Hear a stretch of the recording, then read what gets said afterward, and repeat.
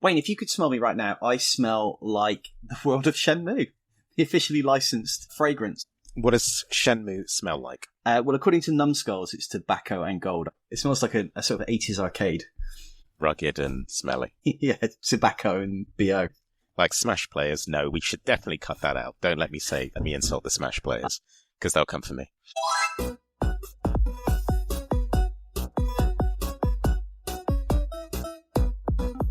Games of Note. This is Games of Note, the podcast where we talk about games that matter, whether they have a huge cult following, whether they had a huge impact on game design. We talk not about if the game is good or bad, but about why you should care about it. Hello, I'm Wayne. I am currently a consultant within the gaming and NGO world, having worked in video game sales and partnerships at Rovio and King, and led the gaming partnerships team at TikTok. My name is Will, and I am a games designer, and I've worked at the likes of SEGA and Rovio. I've also written some books on games design. And the game that we're talking about today, I think, is something that's immensely important, but is quite divisive, it's fair to say. And it is... Shenmue is this open world RPG fighter, and it came out in 1999 on Sega's ill-fated Dreamcast, and it was, at the time, the most expensive game ever created. And it is a game that we both absolutely adore. And the reason we chose this as our first game is it's got this huge cult following. It divided opinions. Some people think it's boring, which I think is a fair criticism of the game. Sure. Particularly if you're going to play it now in 2025. But the impact that it has had is huge. We certainly wouldn't have a Yakuza series if it wasn't for this game. There are also lots of games like God of War, Assassin's Creed, all of the kind of like adventure narrative games that we see today. They all kind of came from, or you can trace back elements of its game design to Shenmue. There really is a before and after Shenmue era. And the reason for this is it was hugely ambitious. It took an approach which we've not seen in games design before. It really kind of threw people at this mammoth problem of trying to simulate a world. For decades now, the series has been up and down.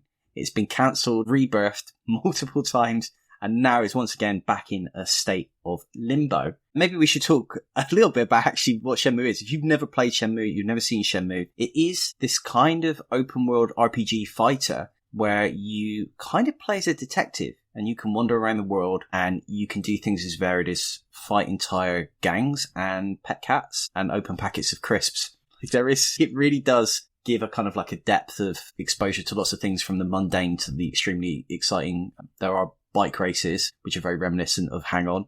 And you can actually play Hang On in the game as well. There's lots of arcades that you can visit and go and play. So the game itself has this kind of like, it is this wandering, free roaming kind of experience where you're trying to solve the mystery of your father's death. That's right. And I'm so glad that you used the word free, because free does come up. Right. So at the time when this game was made, there was no name for what it was. We didn't use the words open world. We'd had at this point, or around about the same time in development, the first 3D version of Grand Theft Auto, which is probably the thing that you could call a parallel at the time. So that's Grand Theft Auto 3. Then we would start to call these games open world games, but at that time there wasn't a name for this genre. So Yu Suzuki, or someone in the marketing team at Sega, coined the term free, Wayne. F-R-E-E. And what does it stand for? Full Reactive Eyes Entertainment. Right. Which is kind of nonsense. But sure. As we understand, what that was supposed to mean was that it is a place that you can look around and interact with.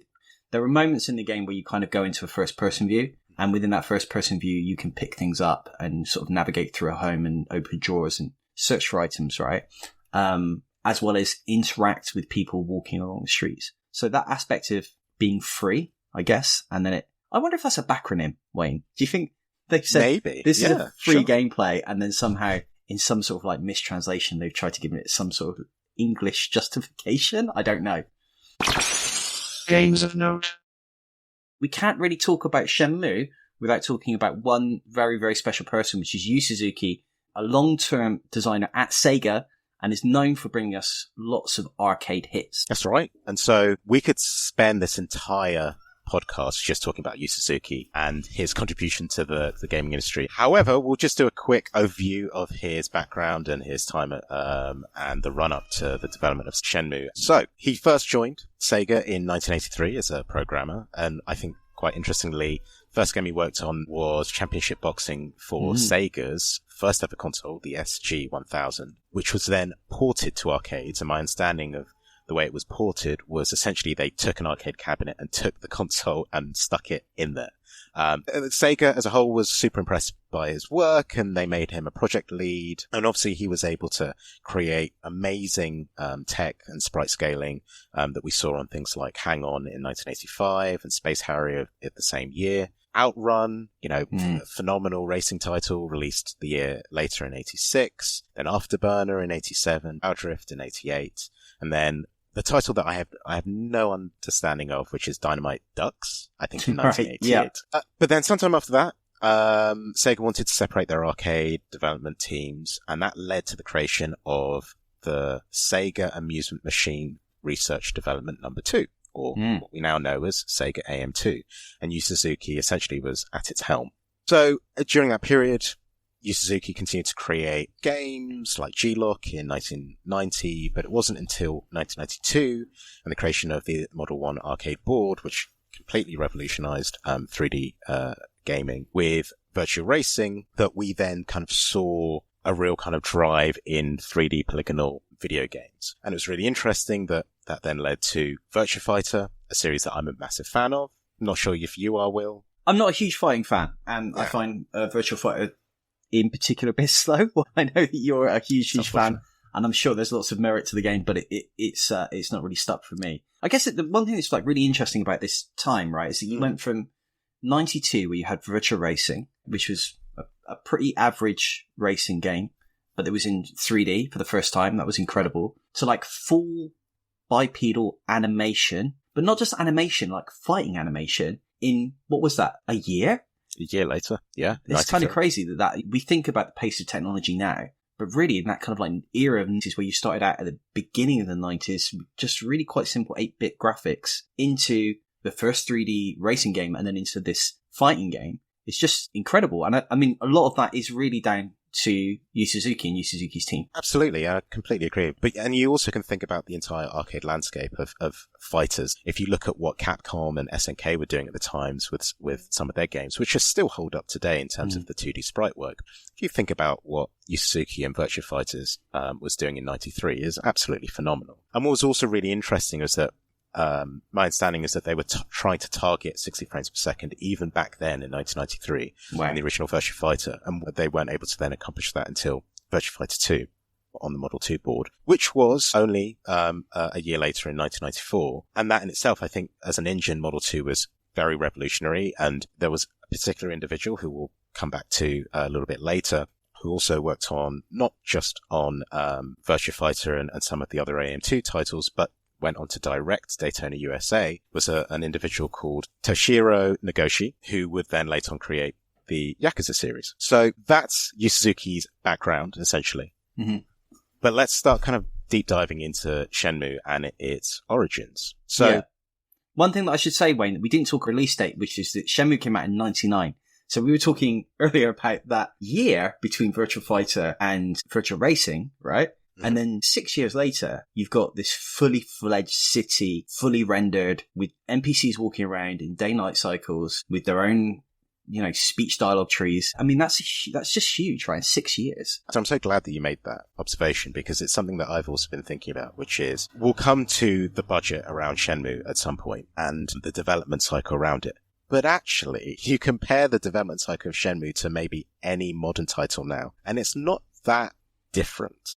So, the early to mid-90s, Yu Suzuki was starting to think about RPGs and not wanting the player to just be restricted, as they had previously been in some of those arcade games, just fighting in Virtua Fighter or just racing in Outrun.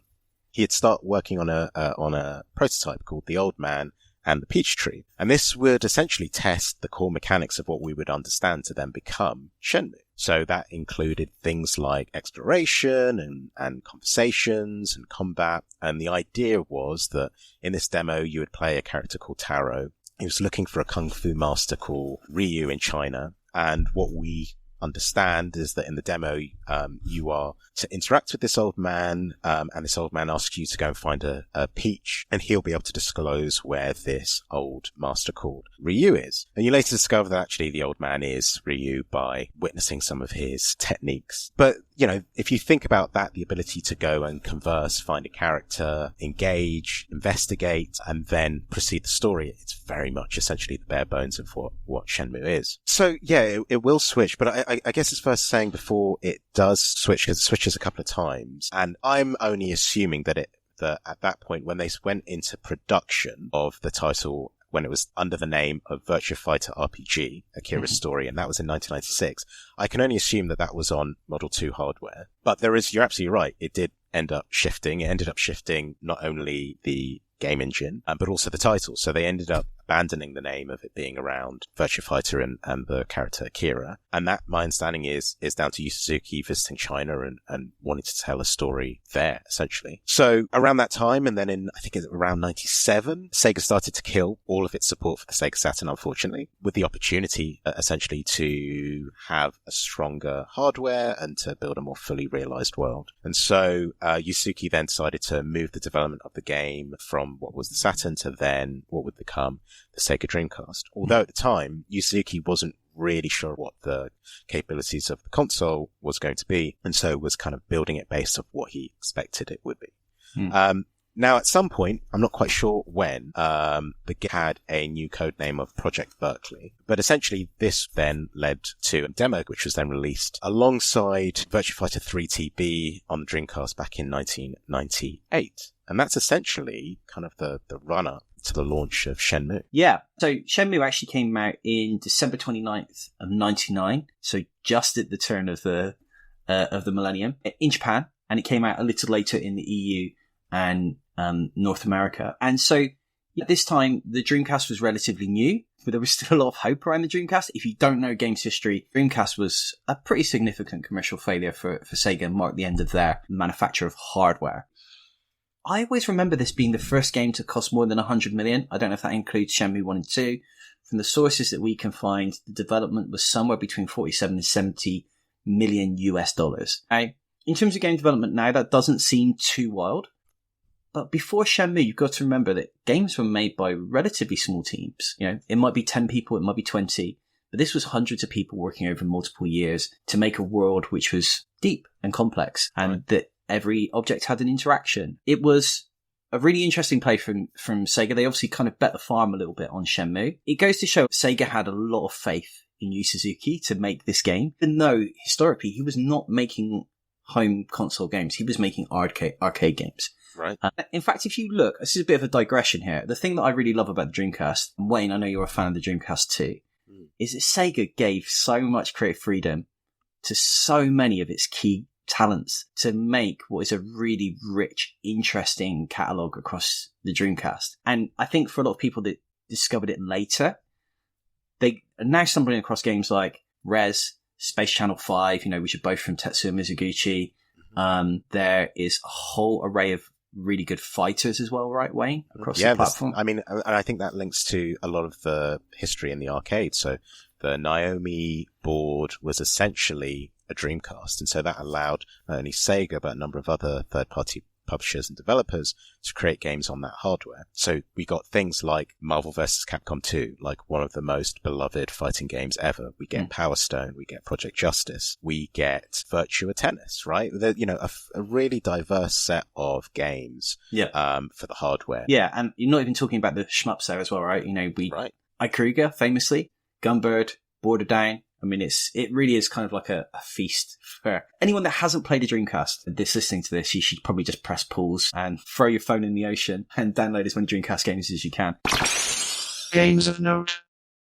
So let's talk a little bit about the gameplay. So we've kind of touched on this in a few different ways, but Wayne, it was kind of very pioneering. Yeah, I think so. And we talked at the top about how it's impacted the wider industry in terms of a lot of its mechanics. We'll come on to things like QT in a second. But one of the things that also I think it really pioneered was the use of motion capture, right?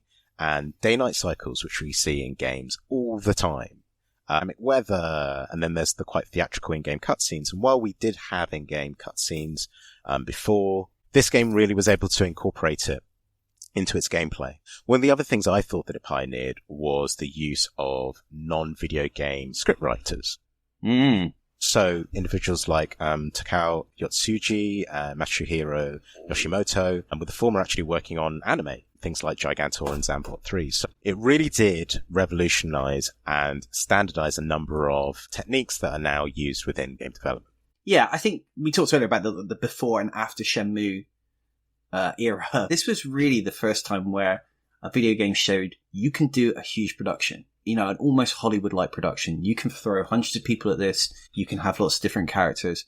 And I guess there must have been a lot of figuring out how to produce this. And the reality is probably it came at quite a human cost. I know Yu Suzuki talks a lot about doing 12 hours regularly in a day-to-day development cycle of Shenmue and sleeping at the studio. That was probably true of a lot of the team and a lot of the time in Japan. Certainly that work culture is still true. But they were also probably figuring out a lot of stuff from a production point of view and also proving it. There's a lot of people kind of like trying to peek behind the curtain and understand, how did they do this? How did this work? And, you know, it almost is a cautionary tale, I think, for a lot of people to see that much money spent and for it to fail. And I think it probably scared a lot of people. But it also showed, yes, you can write these big cinematic style games, you can have huge voice casts, you can have deep scripts. It's also worth noting that I think some of those writers, Wayne, worked on some more kind of like risque types of anime, which I'm not too au fait with, but I understand you're quite familiar. Well, interesting. I mean, I think with one of the individuals, Masahiro Yoshimoto, worked on, there's a show called Sex Dynamite Madonna no Shizuku. Okay. I've personally never heard of it. Right. But I think it's interesting the fact that he brought individuals who were outside of game designers and scriptwriters to actually work on it. So I think that in itself is quite pioneering.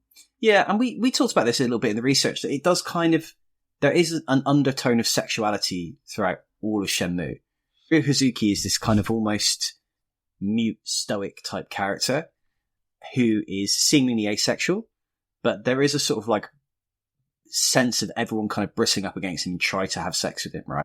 And him kind of not understanding some of those hints. And also sometimes it may be there's something lost in translation, cultural translation, in the way that it deals with gender and sexuality. There's also the memes about him trying to find sailors and that being somewhat homoerotic. And also as a character in Shenmue 2, who was originally played as trans, but then in the European and I believe North American versions, they were redubbed. Is that right, Wayne? Yes. So with Yuan, depending on which version of the game that you played, and there are various versions, you would get a different depiction of Yuan. That's right. So they were revoiced. So Shenmue 2 came out originally on the Dreamcast in Japan. It then got ported to Europe with original Japanese. It didn't get ever put into North America on the Dreamcast, but it was then ported later on the Xbox. So depending on those different versions, they are depicted in different ways, which I guess we could call as sort of queer. They were perhaps trans. They were referred to with different pronouns. So I believe in the Japanese version, they were referred to as he, and they were voiced by a man. Is that correct, Wayne? Yeah, and then that's right. In the European version, for whatever reason, we don't know this, they were revoiced as a woman. And it's still remaining in the Japanese references is a he, but it was subtitled as a she. So there was a gender switch there. Now, what we don't know, which is uncertain in this character, is if there was a sense that European audiences couldn't or wouldn't be comfortable with trans or queer character, or if in fact it felt like in Japan it was sort of played for laughs and that in itself was insensitive. But for whatever reason, that character was changed. And then again, I believe they were changed in the Xbox version when it came to a English dub. Yep. So they were then changed to what I think was supposed to be a heterosexual female character with a female voice-over and voice artist. Whereas when the games, both Shenmue 1 and 2, was then re-released in HD on PS4, PC, etc., they were then played as the original Japanese character, which was a gay male character with that male VO. What's clear in all of this is that they were kind of played as a comic relief. They were kind of a C-3PO character. Yeah, I think that's fair and fair to say. And I mean, it's hard to tell without us actually speaking to anyone on the development side or anyone in Sega or in the publishing side, because I imagine a lot of those decisions was made by those teams. as Well, opposed to Yu Suzuki. possibly it may also be a sensitivity around sponsors. Yes, very possible, because there was a number of sponsors actually in both games. So We talked about the Shenmue- Timex watch that I happen to have on my wrist. That was one. yeah.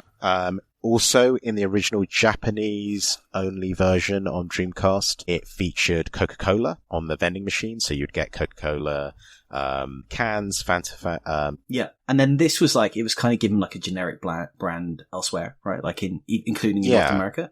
I don't know why it wasn't a global sponsorship. Well, yeah, I think the Coca-Cola one was definitely just for Japan, whereas the Timex one for Shenmue 1 and 2 on the Dreamcast, at least, I'm unsure about the original Xbox release of Shenmue 2, but that was global in terms of the Timex watch release. But more recent re-releases do not have the Timex or the Coca-Cola versions, although if you play on PC and you mod it, people have absolutely added those brands. Oh, really? Okay. Yeah, they've added those brands back into those games, which is really interesting. That's a restoration piece. Ryo Hazuki has a very strange animation when he drinks that Coke. Right, when he gets something from the can, kind of looks like he's drinking poison. You seen it? His eye kind of twitches. Yeah, and he goes... Oh, I didn't notice that. Yeah, it's very odd. I should say as well, as an aside, the Timex watch that is used in the game, and like I say, I have on my wrist right now, it's really unusual. It has this rotating outer bezel, and then that moves two inner bezels, which are used as sort of triggers for a timer, or specifically a kind of like an alarm, which is used in the game, right? Like there's the beep, beep, beep of the alarm. It's a super interesting. Is it the same watch. Sound? Is it the same beep, beep? Yeah, I believe so. Yeah, I don't ever wear it with an alarm, but from my testing, I understand it is. But it has these little contacts inside that actually contact onto the hands of the watch. You know I'm a watch nerd. It's kind of weird. I've not really seen anything like it. It's really well made. It's quite nice to use. Unfortunately, it's quite an ugly watch. But other than that, it's really interesting. Games of note. So there's been lots of versions of Shenmue. So let's talk a little bit about the impact and some of the reception of these versions and what happened with them and importantly, kind of where the series is right now, because it's once again back into limbo. So the first game released on the Dreamcast in 1999, like I say, in Japan, globally this sold 1.2 million copies, which sounds like a lot. Yeah, I mean, considering there was 9 million Dreamcast sold, you know, that's a pretty good attach rate for a game, but not enough. I think it was quoted that someone from Sega said that each Dreamcast owner would have needed to have bought the game 2 or 3 times for it to recover its production costs. So yeah. That wasn't going to happen, unfortunately. I mean, I have bought it 2 or 3 times. Yeah, same, as you can see. Yes. So prior to Shenmue 1's launch, there was a demo version called What's Shenmue.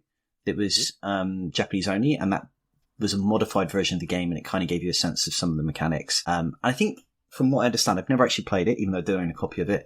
You are hunting down the CEO of Sega, and he's in Dabuya. Is it the first area within Shenmue 1?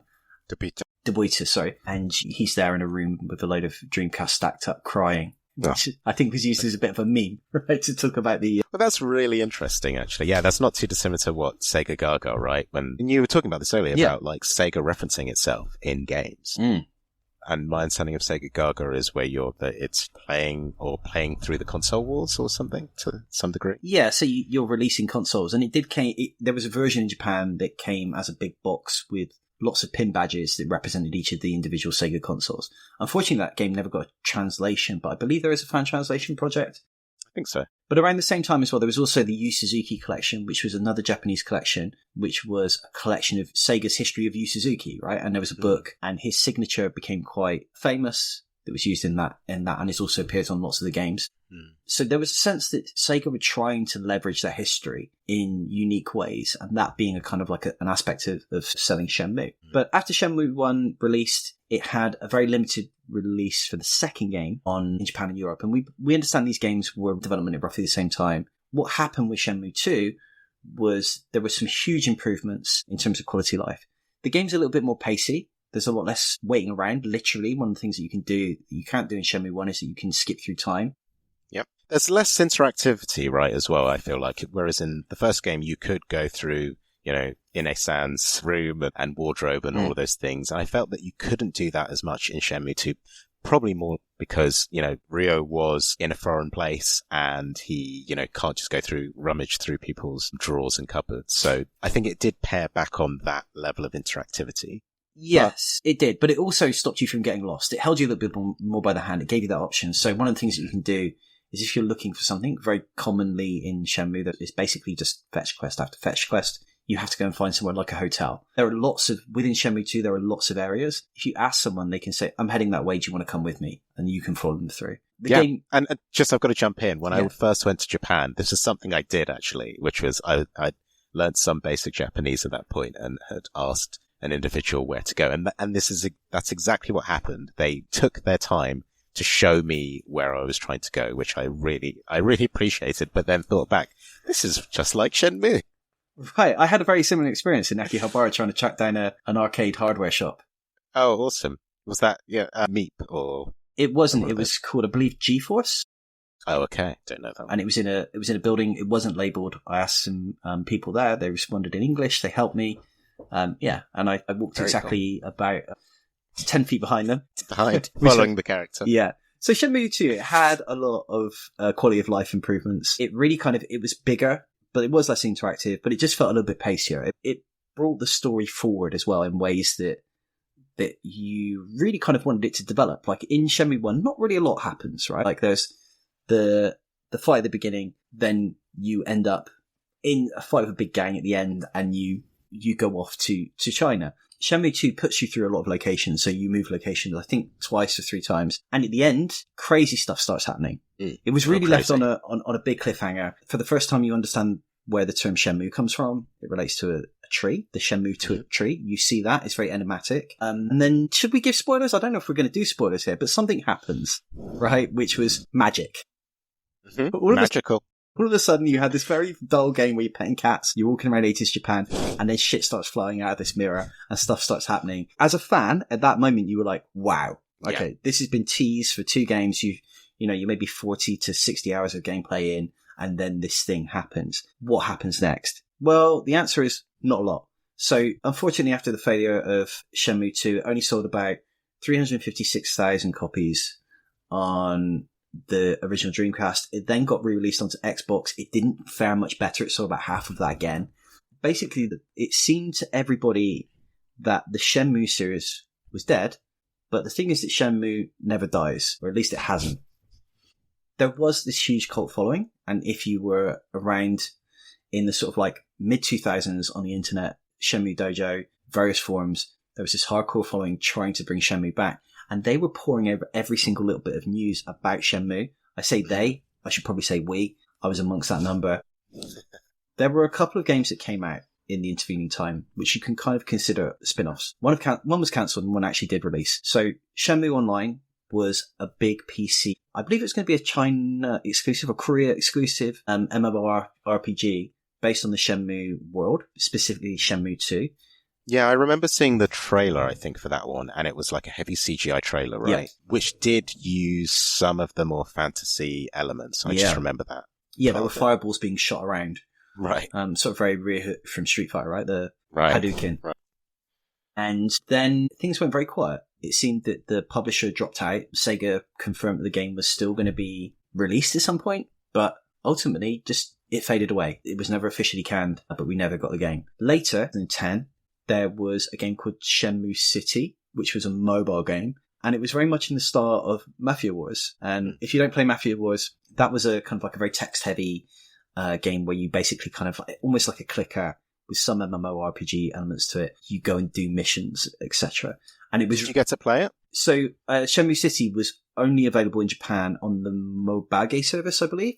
Okay. So it was, to my knowledge, was inaccessible in the West. Certainly I've never played it. I have watched some videos. I assume you've never played it, Wayne? No, I've never played it.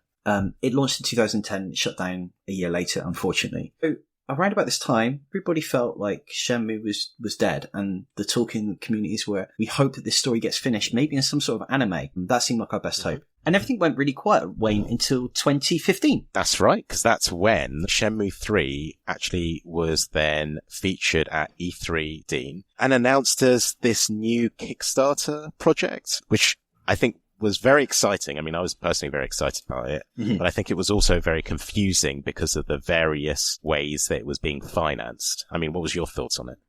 I was very excited, but I was also very confused. I was like, okay, this is $100 million video game that, the Kickstarter raised, I think, about $7 million. And I was like, well, okay, is this enough? Is this just going to be another failed Kickstarter? I put my money in. I was very, very excited about this game. So it did raise $7 million. There was a publisher, Deep Silver and Sony, also funding it to a total production budget of about $20 million. Now, if you're following along, this feels like it's not enough. And the reality is it probably wasn't enough. When the game launched, it wasn't a terrible game, but it certainly wasn't good. It suffered from lots of problems, one of which is that evidently it didn't have the time and money it needed to reinvest in it. And also, nothing really happened with the story. It was a big letdown. There was a lot of sort of the dull gameplay that we love from Shenmue 1, but without the progression. Everybody wants to know, what was this magic? What's happening with Landy? Are we going to avenge our father? And the answer was, maybe, one day.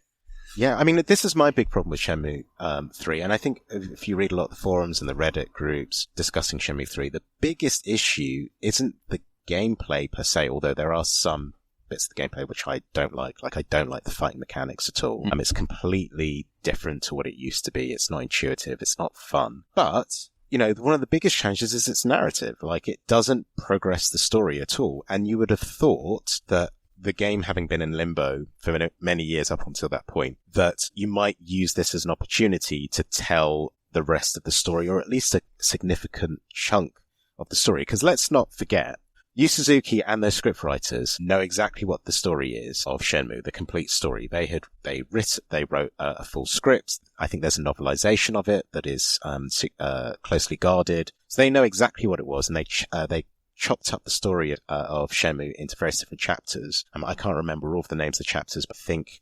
Shenmue 1 and Shenmue 2 covers like 2 or 3 of the chapters. Mm-hmm. And so there was an opportunity to really delve in and cover more of that story and that narrative. And I guess maybe from the success of the Kickstarter, in thinking that maybe we can continue doing this, that he would have more of an opportunity to continue telling the story through future installments. But that just didn't happen, and what we got was a title that, transparently, I've never finished. I've played. Oh, really? I do want to go back and finish it.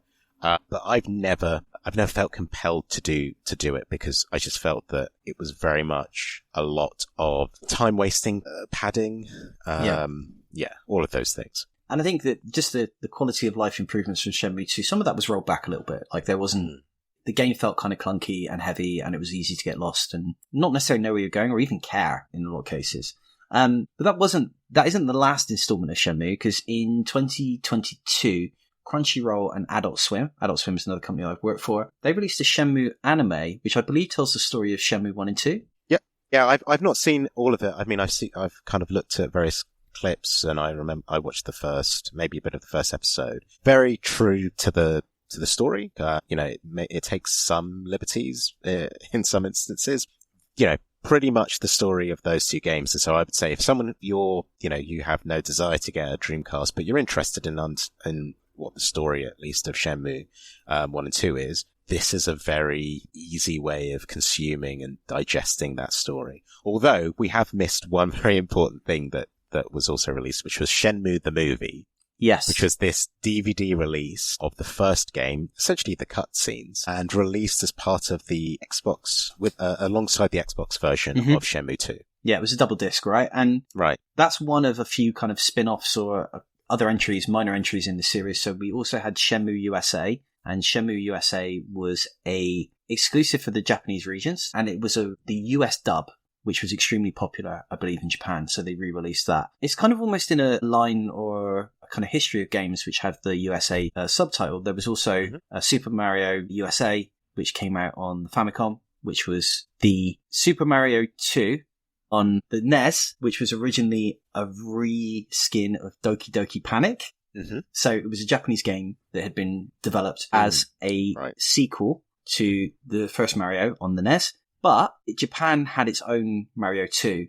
Which we in the West know as Lost Levels, right? Yeah, that was ported into Super Mario All-Stars on the SNES, if I understand it, as the Lost Levels. Yes, yeah, so that's right. It was effectively like a remix, harder version of Mario 1, as I understand it. And the other game in the Shenmue series that we did talk about briefly is What is Shenmue, which was this kind of demo version of Shenmue, which is a much more limited... I don't know actually how that was distributed. it appears like it was almost a full release, but I don't know if it was given away for free, or I'm not too sure about the history of that. I'm not sure. Also, were discussion at some point that a PS2 and Xbox port of Shenmue 1 was going to happen. I understand that Microsoft secured an exclusive for Shenmue 2 on that platform. There's a lot of conspiracy about Microsoft killing the Dreamcast and effectively the Xbox being the Dreamcast 2, which is maybe a story for another day. But let's talk a little bit then about the lasting legacy of Shenmue. And like I say, if you haven't played the game and you go and play it now, you might not think it's a big deal. And that's because its impact is so far-reaching and so subtle.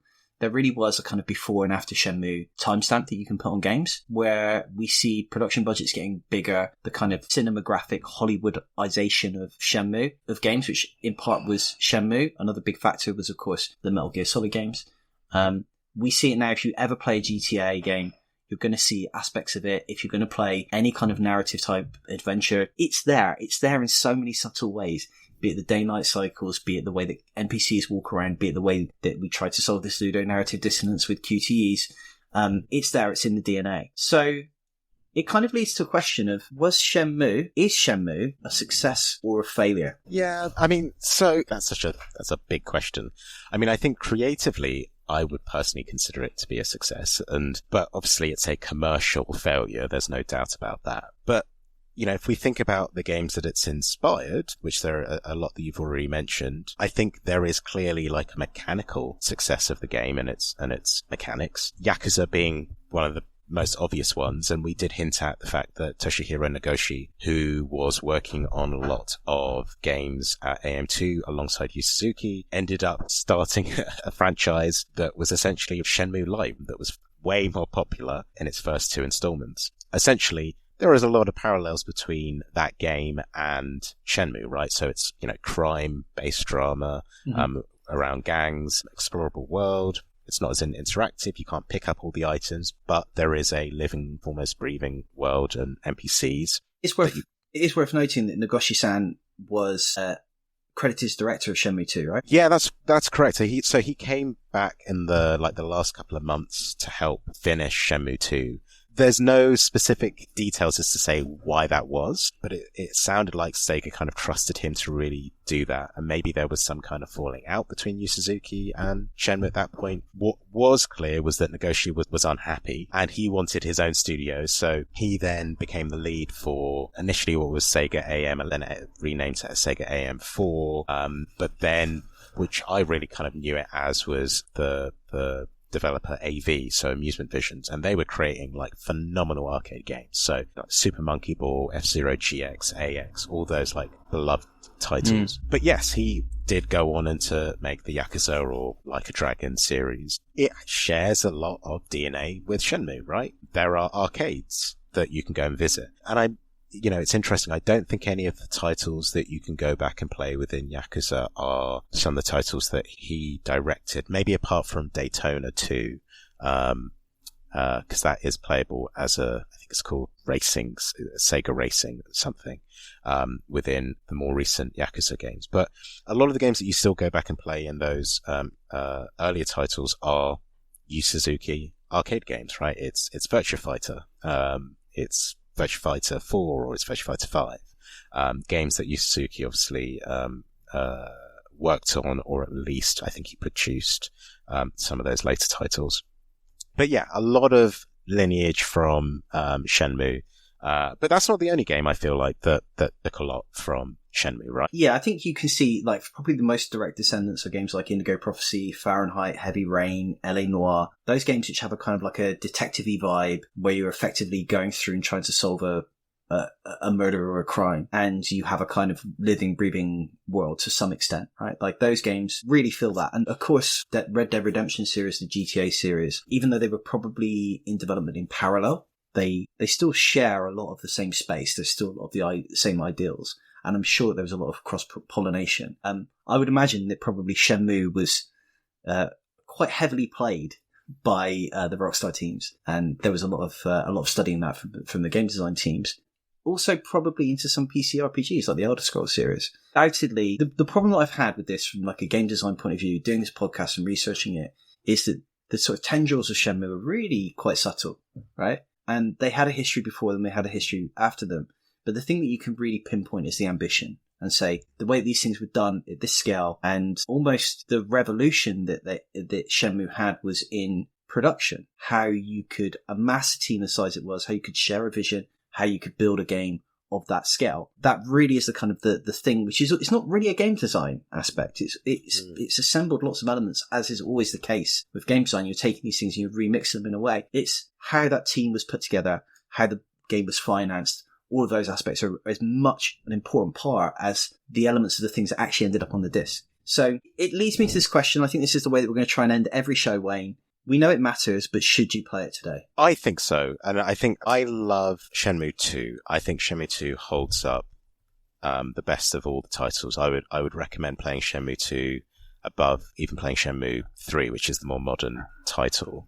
There are various ways of playing it. Obviously, if you have access to a Dreamcast, that is a really good version of the game. If you have an Xbox or an Xbox 360, you should be able to play the Xbox version, but there is obviously I guess the best and easiest accessible version, which is the Shenmue 1 and 2 remakes that were released. And I would imagine that's probably the best way of playing it. I've kind of dabbled in that version a bit more recently. And again, it takes a lot of some of those UI and quality of life tweaks, improves on a lot of them. And I think they took a lot of also some of the improvements from Shenmue 2 back into Shenmue 1, which is quite nice. But I still think from a gameplay and a narrative perspective, and also just from a historical perspective, I think Shenmue 2 is the best one to go back to and play. And I do think it matters. I think it is extremely important to games, whether you're a consumer of games or a designer of them. Yeah. I think that the value for designers is higher than it is perhaps for if you're a casual player. If you just play games, there's probably better games that are more exciting, more fun, that do things in a way that is, much more enjoyable and engaging. Shenmue at times is a hard game to play. And that's especially true of 1 and 3. They're not games. I mean, Wayne, as a fan, you didn't even finish Shenmue 3, right? Like, it tells you that there's a harshness to these games, right? There's a dullness, which the critics of it are right. But also, the fans are also correct that those things, the dullness, that kind of mundanity, make this game really unique in a way that it doesn't, because it's not shy of giving you a kind of experience which is at the pace that the game chooses to have. Shenmue 2 takes a lot of those rough edges off of it. I think if you've got a backlog right now and you're looking at, okay, Castlevania Symphony of Night, Metal Gear Solid 2, if you, for example, haven't played Grand Theft Auto 5, don't play Shenmue, right? But if you have a curiosity into game design history and you are yourself a game maker, it's worth going back to revisit this game, to see the path that it traveled, to understand what came from it, and to understand what are some of the paths that haven't been traveled from this game. Like, the thing that's always interested me from a game designer, looking at aspects of games, and we were talking about this just before we started recording, we talked about the video CD games and the Mega CD. That era where there was kind of a dead end and a branch off into different directions. I think we see this in Shenmue. Shenmue was such a revolutionary game.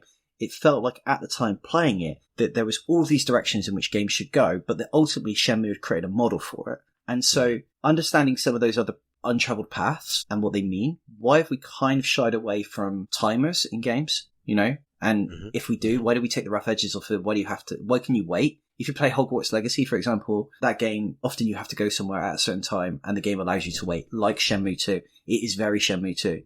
But Shenmue 1 didn't do that. You had to wait for a shop to open. You could leave your controller and go back. Why haven't we done that? What does it mean? Like, understanding these things, I think, are really, really important. So this is me getting excited about it from a game history and design point of view. But like I say, it's probably not the best game in the world to play now. And if I could erase my memory, I probably wouldn't choose to go back and play Shenmue 2. As much as I love Shenmue 2, I would go and play many of those other games that I've mentioned before. That's fair. I think the one thing you've just mentioned, though, that I think shows how impactful it is, but I guess maybe some game designers may not know that this is where it may have came from, was like even something as recent as Kingdom Come Deliverance 2, where my understanding is in that game, everything is very manual, right? If you want to save, you have to create a potion for you to save when you want to save, or if you get dirty, you need to clean yourself, because if you then speak to NPCs, they might not want to speak to you because you're dirty. You need to, look after your weapons, all these type of things that has kind of, it links back to that level of, you say, kind of boring gameplay, right? But you're absolutely right in that it could have gone in various directions. And I think what that tells me is that there are some things, gameplay-wise, that game designers and game players are happy to do and that are mundane. And there are some things that people don't want to do.